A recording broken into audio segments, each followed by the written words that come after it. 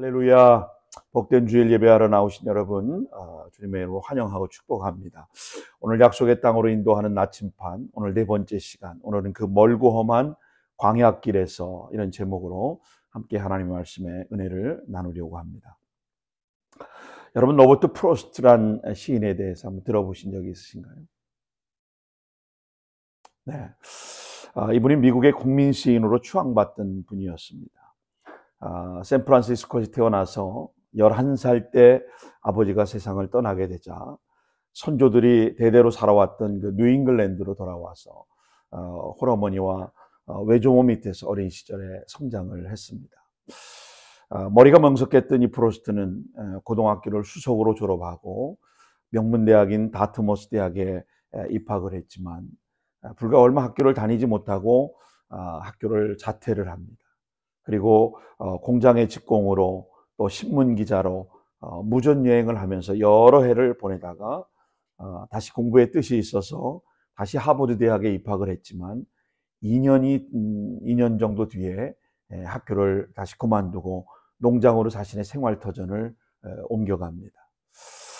그러다가 얼마 지나지 않아서 농장까지 처분을 하고 가족이 영국으로 가서 한 3년 동안 머무는 동안에 두 권의 시집을 출간하게 됩니다. 1913년에 첫 번째 시집이 출간되는데 그 첫 번째 시집이 소년의 의지, A Boy's Well이라고 하는 소년의 의지라는 시를 출간하게 됩니다. 이 시집은 주로 자연과 젊은 시인의 성장을 다루고 있는 시인데 자전적인 요소가 강하고 젊은이가 삶을 개척해 나가는 그런 과정 속에서의 성찰을 이 시 안에 담고 있습니다. 유럽에서 특히 영국에서 이 시가 먼저 주목을 받게 되었습니다. 두 번째 시집은 그 이듬해인 1914년에 North of Boston이라고 하는 보스턴 북부라고 하는 이 시를 출간하게 되면서 이제 프레스트는 시인으로서의 지위를 확보하게 되었습니다.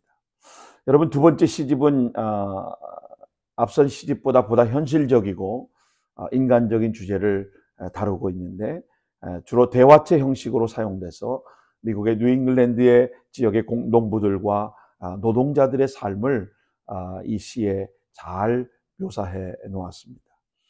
프로스트의 시 세계가 본격적으로 확립되면서 미국 문학의 중요한 작품으로 평가받게 되었습니다.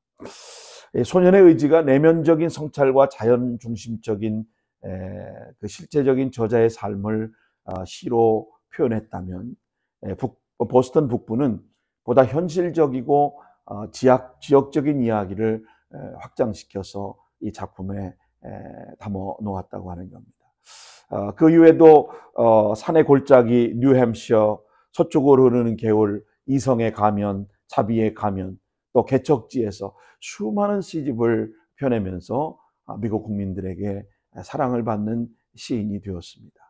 케네디 대통령 취임식에도 이 프로스트의 자작시를 만들어서 낭송하면서 많은 사람들에게 지지를 받고 사랑을 받게 되었고 퓰리처상을 4번이나 수상했던 미국의 국민 시인으로 추앙받던 시인이었습니다.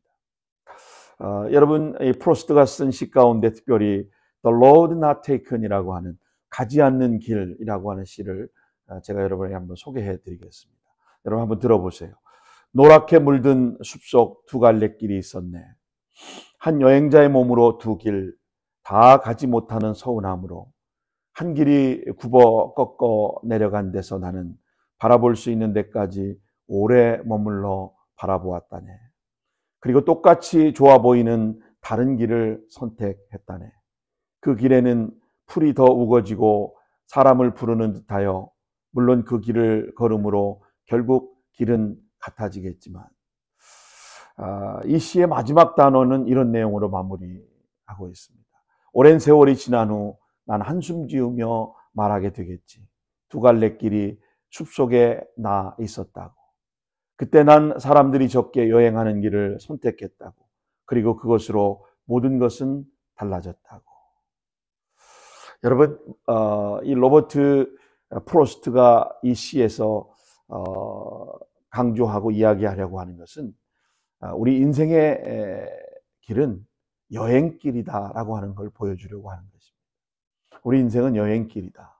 그러나 그 여행길을 걸어가는 결국 그 과정에 있어서 그 여행길은 우리의 선택에 있다라고 하는 사실을 말하고 싶었던 겁니다. 여러분 인생길이 여행길입니다. 잠시 왔다 가는 나그네와 같은 여행길인 것이죠. 그러나 그 여행길을 우리가 어떻게 어느 길로 걸어갈 것이냐 하는 것은 오늘 저와 여러분의 선택의 몫이라고 하는 것입니다. 이 프로스트의 시를 읽고 제가 느낀 특별한 감흥은 이 마지막 대목이었습니다. 그때 난 사람들이 적게 여행하는 길을 선택했고 그것으로 모든 것은 달라졌다. 여러분은 어떤 길을 선택하고 여행을 떠나시고 싶으신가요? 여러분 우리 인생에는 때로 가깝고도 쉽게 갈 수 있는 길이 있는가 하면 멀고 험한 길을 돌아가야 할 때가 있습니다. 이 두 갈래 길에서 오늘 저와 여러분은 어떤 선택을 하며 여기까지 오셨습니까? 아니 앞으로도 수많은 선택 속에서 우리는 멀고 험한 길을 돌아가야 할 수도 있고 아니면 가까운 길로 빠르게 걸어가야 될 수도 있을 것입니다. 여러분 선택하는 순간 그 두 갈래 길, 그 중에서 어떤 길을 선택하느냐는 우리의 몫인 것이죠.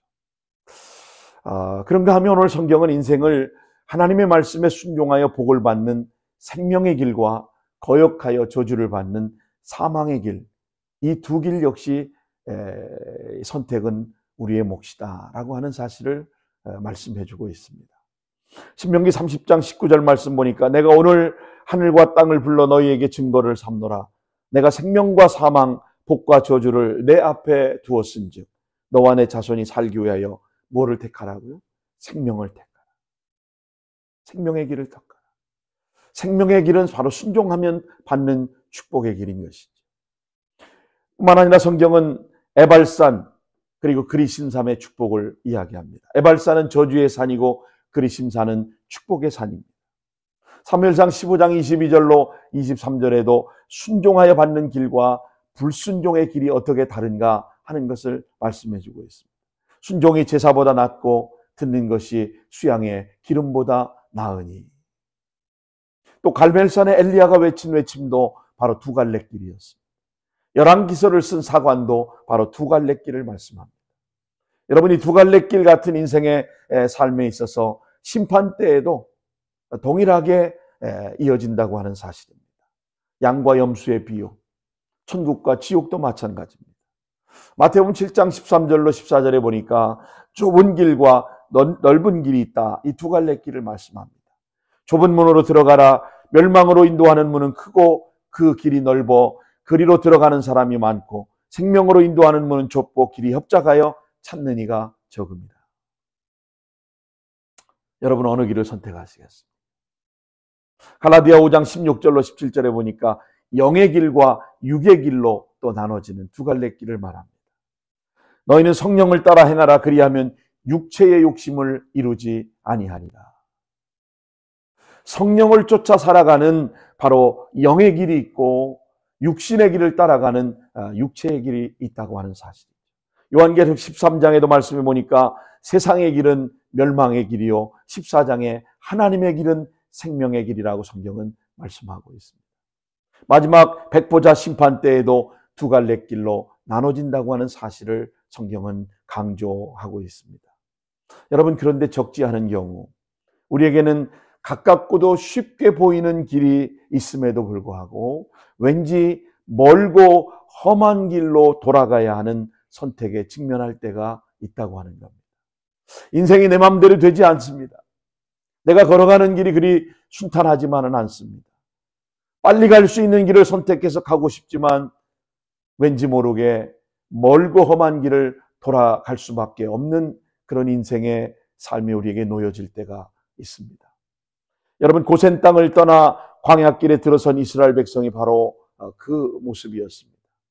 당시 고센 땅 여러분 지도에서 보시면 확연히 아시겠지만 람셋을 떠나서 숫곳에 도달한 이스라엘 백성들이 성경의 출애굽기 12장 37절에 보니까 60만 가량이었더라. 이들에게 이제 약속의 땅 가나안으로 도달하는 데는 두 가지의 대표적인 길 중에 하나를 선택해야 했습니다. 출애굽기 12장 37절에 보니까 이스라엘 자손이 남셋을 떠나서 숫곳에 이르니 유아외에 보행하는 장정이 60만 가량이었다. 이 60만 장정들이 걸어가야 할 그 길이 두 갈래 길이 있었습니다. 한 길은 가깝고 쉬워 보이는 길이었습니다. 여러분 지도를 보시기 바랍니다. 수에즈 운하 북단을 지나서 지중해 해안선을 따라서 팔레스타인 서남단의 도시 가사에 이르는 길, 이 길은 굉장히 쉬운 길이었습니다. 이 길은 가깝고도 쉬운 길, 어쩌면 한 달쯤 걸어가면 도달할 수 있는 길이었습니다. 장애물만 없다면. 요즘 자동차로 이 길을 이동한다면 수에즈운하 북단에서 팔레스타인 남단 도시 가자에 이르기까지 약 200km 정도 되는 거리. 그러니까 시간으로 한 2시간 반에서 3시간이면 자동차로는 도달할 수 있는 길이었다고 합니다. 그런데 하나님께서 어떤 이유에서든지 이 길이 아닌 고센 땅으로부터 람셋을 떠나서 숫곳으로 내려가서 멀고 험한 그 홍해길을 걸어서 광야길을 시나이 광야로 돌아가도록 그렇게 그 길로 안내를 하신 것입니다. 여러분, 하나님은 왜 이스라엘 백성들만 그렇게 인도하실까요? 하나님은 이스라엘 백성들만 그렇게 인도한 것이 아닙니다. 지금도 저와 여러분의 삶을 그렇게 인도하시고 있는지도 모르겠습니다. 누가 봐도 쉽고 편안한 길이 있는데도 하나님은 멀고 험한 길, 고난의 길을 돌아서 가게 하시더라고 말입니다. 그렇다면 왜 하나님께서 때로 우리의 멀고 험한 광야길을 걸어가게 하시는 것일까요? 첫째로 그 길은 최선의 길임을 아셨기 때문입니다. 그 길이 최선의 길임을 아셨기 때문에. 오늘 인생이 완주할 수 있는 최선의 길임을 우리 주님은 아셨기 때문에 그 길을 걸어가게 하신 겁니다. 우리가 가는 길이 아무리 가깝고 쉬운 길이라 할지라도 여러분 중간에 포기할 길이라면 가깝고 쉬운 길이라는 것이 무슨 의미가 있겠습니까? 가다가 도중에 멈춰버리고 포기할 길이라면 먼 길이든 가까운 길이든 무슨 의미가 있겠냐 그 말이에요. 저희가 지금 미국에 처음 유학 가서 살았던 보스턴은 해마다 4월 셋째 월요일이 되면 전 세계인들의 마라톤 축제가 벌어집니다. 단일 이벤트 스포츠 경기 중에서 가장 규모가 큰 대회가 바로 이 보스턴 마라톤인 것이죠. 여러분, 사람들의 최대의 관심사는 26.2마일, 42.195km를 완주할 수 있느냐, 완주하지 못하느냐, 이게 최대의 관심인 것이죠. 전문적인 직업 마라토너가 아니고 이 대회에 참석한 모든 사람들은 마지막 26.2마일, 보스턴 다운타운에 있는 프루덴셜 빌딩 앞에 결승 지점까지 다 완주하고 통과할 수 있느냐. 이게 최대의 관건이죠. 마라톤 참가자들은 완주를 목표로 달려가는 겁니다. 결국 완주가 그들에게는 1등이나 2등이라고 하는 명예보다 더 성공적인 그 레이스를 펼치는 것이죠. 모두 다 그날 하루를 축제의 한마당으로 즐기는 그런 모습을 우리는 응원하며 지켜봤습니다. 여러분 2008년 1월 10일에 개봉했던 우생순이라는 영화를 여러분 다 보셨죠? 2004년 아테네 올림픽 당시 여자 핸드볼 국가대표팀의 이야기를 소재로 한 스포츠 영화인데 우리 생애 최고의 순간. 여러분 이 영화도 바로 그런 감동이 있지 않습니까? 만약에 올림픽에 나갔던 여자 올림픽 이 핸드볼 국가대표팀이 뭐 우승을 하고 금메달을 땄다면 올림픽 역사에 길이 남는 대단한 업적을 남기는 그런 축제가 됐겠죠. 그러나 여러분 그들이 환영받고 대우를 받을 수 있는 그런 것으로 그만 그 올림픽의 역사는 끝이 났겠습니다. 그러나 아쉽게도 2등의 아름다움이 오히려 관객들의 마음을 울리지 않았습니까? 이미 노장이 되어버린 아줌마들이 대한민국 선수로서 포기하지 않는 열정을 가지고 끝까지 경주를 펼친 것이 결국 이 작품성과 상관없이 국민들의 마음에 감동을 주고 울림을 주지 않았습니까? 자, 여러분 다시 이스라엘 백성들의 출애굽 행진으로 돌아와 보시기 바랍니다. 왜 하나님께서 그들을 홍해 광야길 더 멀고 험한 길로 인도하셨습니까? 한 달이면 도달할 수 있는 길을 놓아놓고 더 멀고 험한 홍해 쪽 길로 돌아가게 인도하셨을까요? 여러분 요즘 같으면 앞에서 말씀드린 것처럼 자동차로 2시간 내지 3시간이면 갈 수 있는 그 길을 놔두고 말입니다. 자, 17절은 그 이유를 대답합니다. 자, 17절 같이 읽습니다. 시작. 바로가 백성을 보낸 후에 블레셋 사람의 땅의 길은 가까울지라도 하나님이 그들이 그 길을 인도하지 아니하였으니 이는 하나님이 말씀하시기를 이 백성이 전쟁을 하게 되면 마음을 돌이켜 애굽으로 돌아갈까 하였습니다. 여러분 이유가 여기에 있었습니다. 지중해 연안의 길에는 바로 블레셋 족속들이 그 블레셋 땅에 진을 치고 있었습니다. 그래서 제 지도에 빨간 펜으로 표시를 해놨는데 이스라엘 백성들은 아직 그들과 전쟁할 준비가 전혀 되어 있지 않았습니다. 하나님께서 이 출애굽 백성들이 블레셋과 전쟁할 수 있는 준비가 되어 있지 않음을 이미 아셨기 때문에 홍해길을 향하여 멀고 험한 그 길을 완주하도록 그렇게 안내해 주셨다고 하는 겁니다. 자, 여러분 18절을 다시 보십시오. 그러므로 하나님이 홍해의 광야길로 돌려 백성을 인도하시매 이스라엘 자손이 애굽 땅에서 대열을 지어 나올 때에. 여러분 우리도 이민 생활하며 인생의 힘든 길을 걸어가야 할 때 여러분 스스로에게 이렇게 말해 보십시오. 나를 나보다 더 잘하시는 주님이 최선의 길을 준비하셨을 거야. 우리가 멀고 험한 인생길을 걸어가는 것 같을 때 우리 스스로 낙담하고 좌절하고 낙심하지 말고 이렇게 고백해 보십시오. 주님이 나를 위해 더 좋은 최선의 길을 준비해 놓으셨을 거예요. 할렐루야. 이 길이 완주의 길이고 최선의 길이라는 사실을 우리 주님은 아셨기 때문입니다.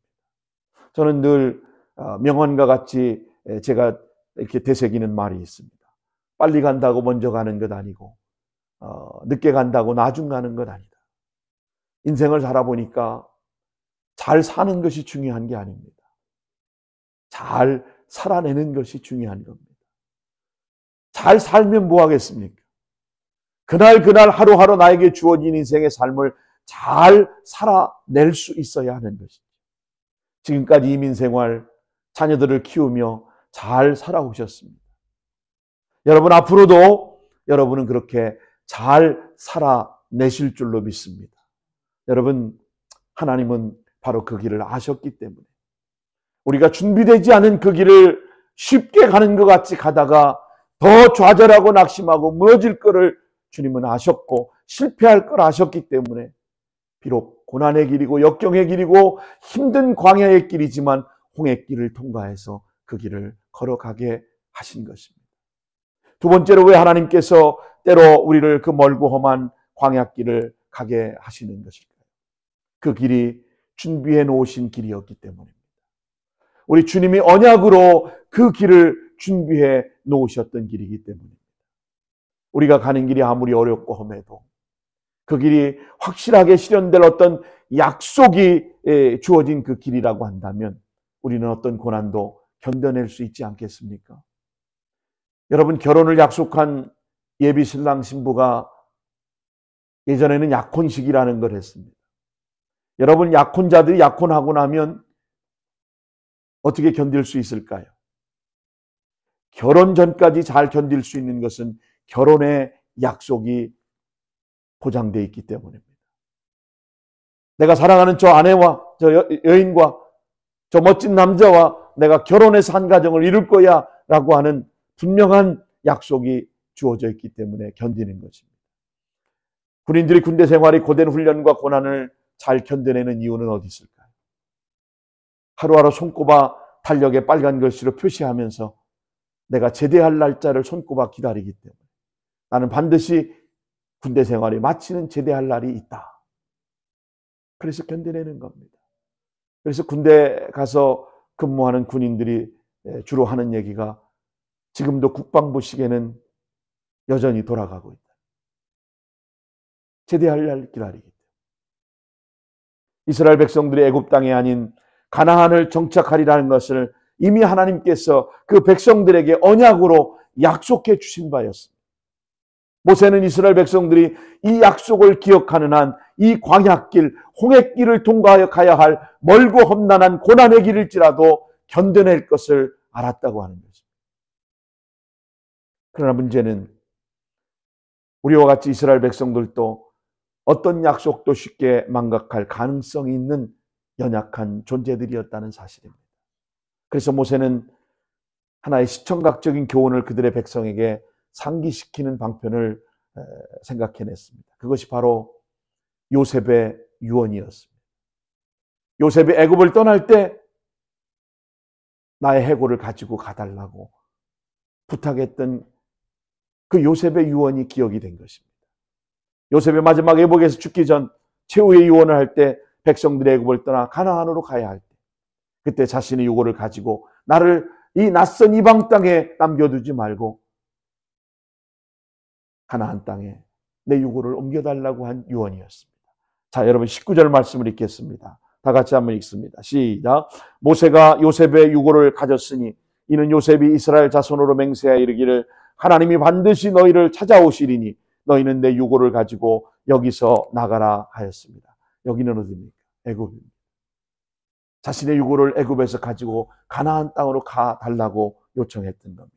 자, 이제 그 백성들은 광야의 행진을 계속하며 요셉의 유고를 보면서 그들이 존경했던 민족의 어른, 민족의 지도자가 남긴 하나님의 약속의 말씀을 되새기면서 홍해길, 그 광야의 길, 고난의 길을 걸어가면서도 그들은 견뎌낼 수 있었다고 하는 거예요. 왜냐하면 가나안으로 가야 한다는 하나님의 언약을 그들에게 주어진 것을 기억했기 때문입니다.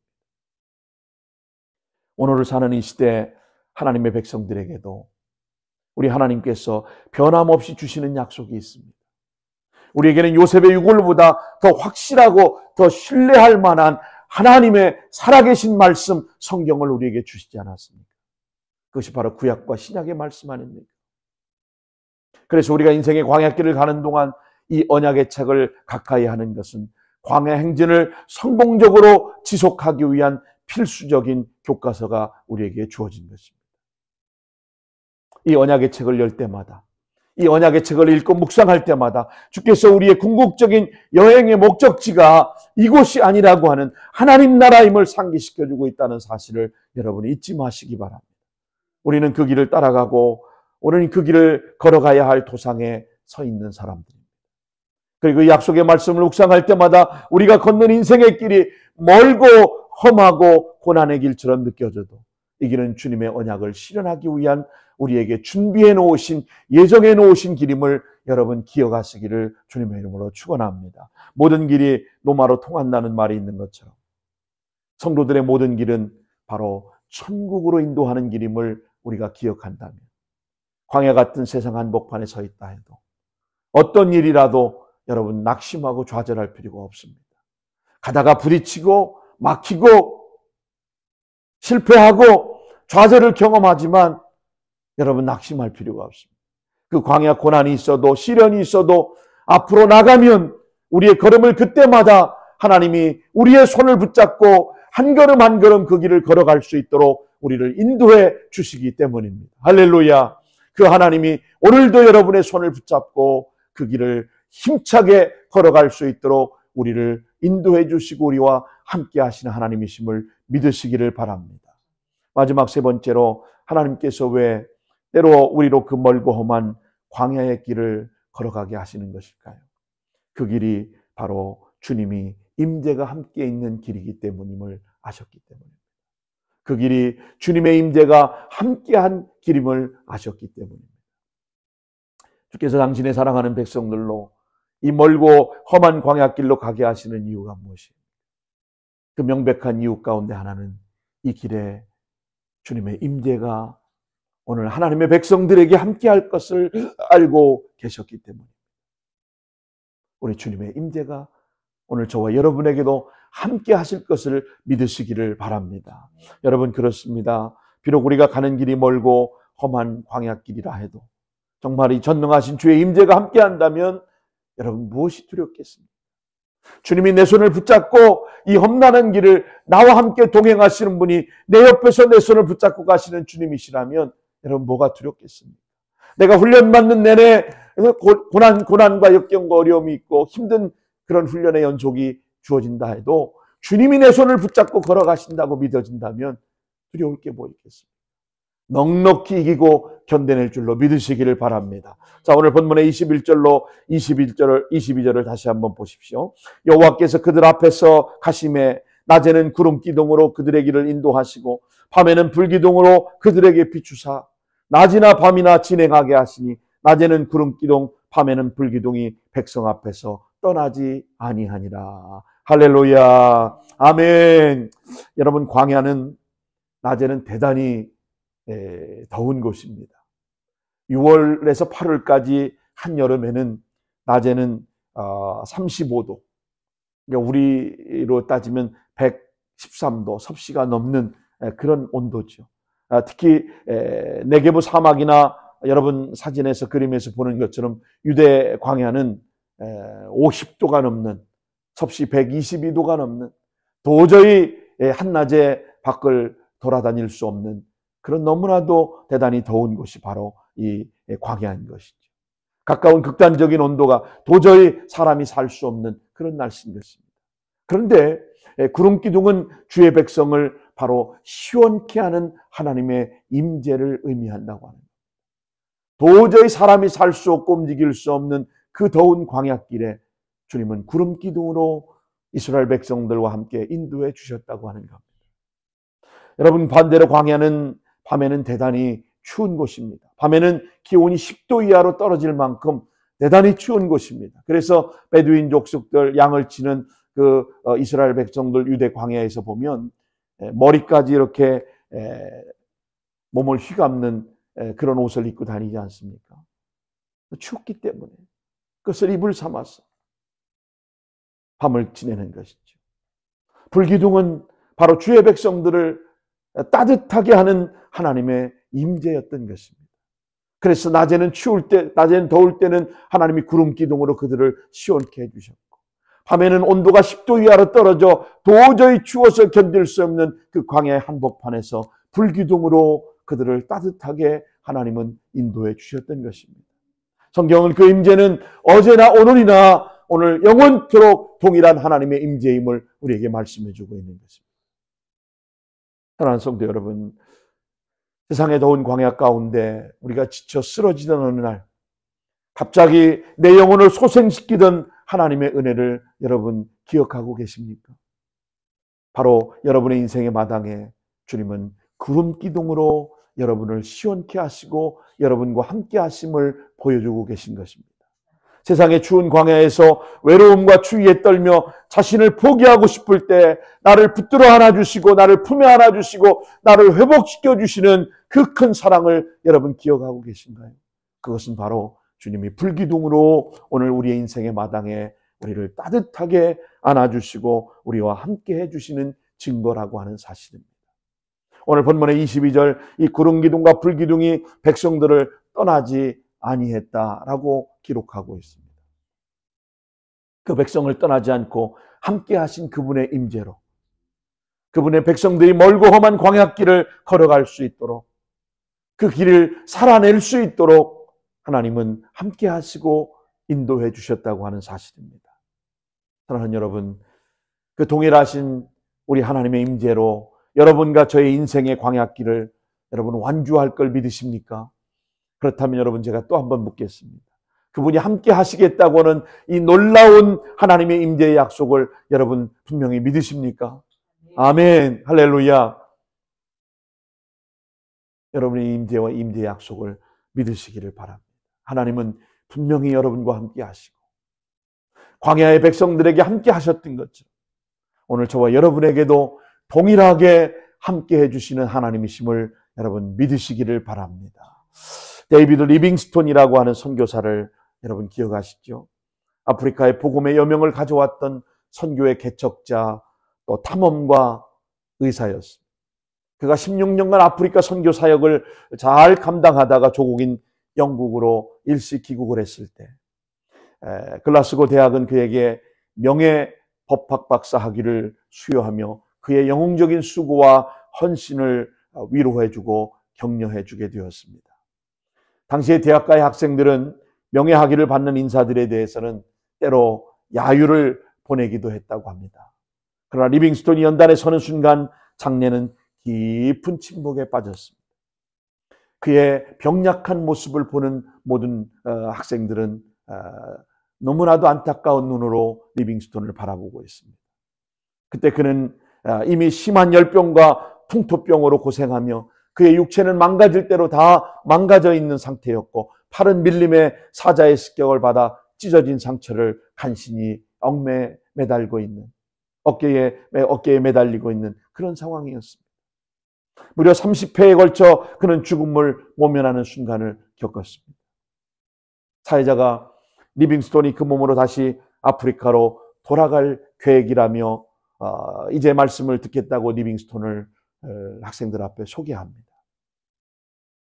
리빙스톤은 연단에 등단하자마자 그는 첫마디로 이렇게 말합니다. 내가 영국을 떠날 때 그리고 저 아프리카 밀림에서 일할 때 나를 한결같이 지켜준 하나님의 말씀이 나에게 이렇게 말씀하고 있습니다. 라고 스피치를 시작했습니다. 그것은 마태복음 28장 20절의 말씀이었습니다. 내가 너에게 분부한 모든 것을 가르쳐 지키게 하라. 볼지어다 내가 세상 끝날까지 너희와 항상 함께 있으리라 하시니라. 할렐루야. 여러분이 하나님의 임재가 함께하는 한 그의 약속의 말씀을 붙들고 다시 나는 아프리카로 갈 것입니다. 아프리카로 돌아간다는 그 말. 그리고 결국은 그가 아프리카로 돌아가서 말년에 다시 뇌출혈과 말라리아로 큰 고생을 하다가 1873년 5월 1일 그는 생을 마감하게 됐습니다. 여러분 지도에서 보시는 것처럼 그는 잠비아 일랄라 지역의 방엘로 호수 근처에 텐트를 치고 그 침대 옆에서 무릎을 꿇은 채 기도하는 자세로 그는 세상을 떠난 것입니다. 그가 남긴 그의 마지막 일지에 이렇게 쓰여져 있었다고 합니다. 난 그의 약속을 믿는다. 그는 나와 함께 하시겠다는 말씀을 지키실 것이기 때문이다. 난 그의 약속을 믿는다.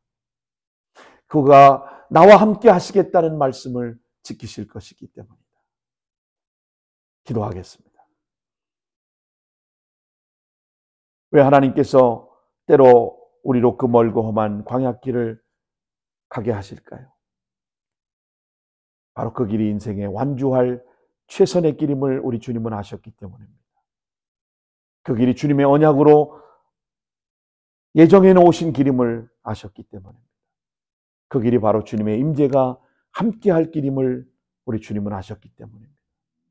우리의 인생의 걸음 앞에 우리로 하여금 쉽게 갈 수 있는 길임에도 불구하고 멀게 돌아가도록 만드시는 그 하나님의 뜻을 우리는 분별하고 왜 하나님 나를 이렇게 가게 하실까? 왜 나를 이렇게 고난의 길로 걸어가게 하실까? 불평하고 원망하기보다 그 고난의 길을 나와 함께 내 손잡고 걸어가 주시는 주님이 지금도 저와 여러분의 하나님이시고 그분이 나와 함께 하시는 하나님이라는 사실을 여러분 믿으시고 오늘 여러분의 인생의 길에 나와 함께 하시는 그 주님의 손을 붙잡고 묵묵히 이 길을 잘 살아내시고 걸어가시는 복된 여러분 모두가 될 수 있기를 예수님의 이름으로 축원합니다.